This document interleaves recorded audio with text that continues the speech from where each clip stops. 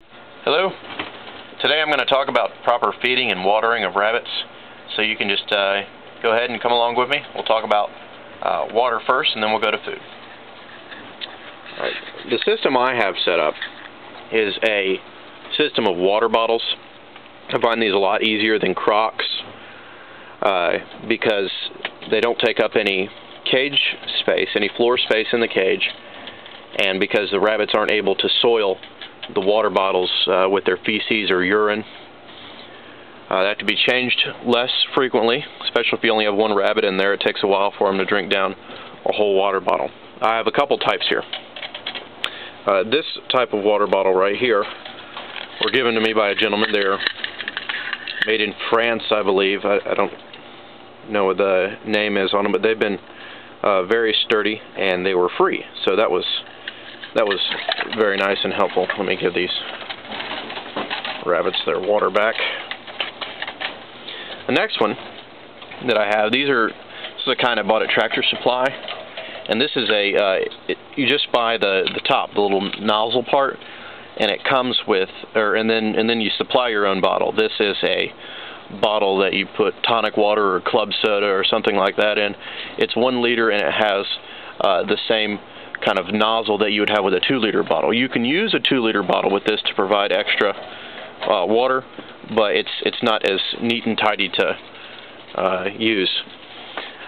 Down here I have about 7 fryers from 1 liter, and they are just waiting until they're about 4 pounds in butchering age, and then I will be butchering them. And you notice they have a similar water bottle to the kind that was used that I just showed a moment ago. It's connected to a 2-liter water bottle. You can notice how it's all crumpled up here. It just does that with the water pressure being that way. The walls aren't as thick. It has a spring that holds it together, and I just put it in on the bracket that I had with those other water bottles. Let's see how the little rabbits.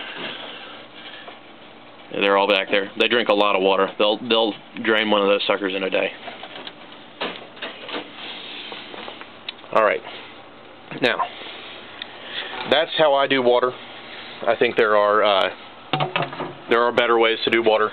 The best would be something like an automatic watering system. It actually costs the same amount on a per cage basis as one of these things. It's just as some of these water bottles, there's just a larger initial outlay. You can hold more water in there, and you can even hook it up to a spigot and just provide constant water to where you don't have to worry about it.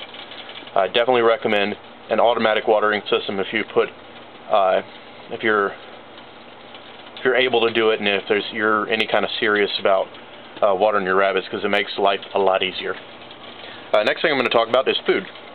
I'll show you this is what these rabbits eat. They are rabbit pellets, as you can see. It's a 16% protein rabbit pellet that I get at the local feed store. Costs about $11 for a 50-pound bag, 22 bucks a hundredweight. I keep them in 5-gallon buckets. These used to hold bentonite, but any kind of 5-gallon bucket will work, along with a good solid lid. I store an extra bag of feed over here. That's it, and I'll put it into those buckets whenever I get a chance and need to. I have these J-type feeders here. You put the feed in the top, and then it comes out over here. The advantages of this J-type feeder system are very similar to the advantages for the water bottles. They don't take up cage space, so the rabbits have more room to run around. The rabbits find it much easier to poop and pee inside of the feeder if it's not floor level. So that's a lot easier for them. Alright, so I feed pellets, and I think pellets are really the best way to go. They make life a lot easier, especially if you have like a regular job. But there are other options. You can feed rabbits a good quality legume hay like clover or alfalfa along with a grain of some sort.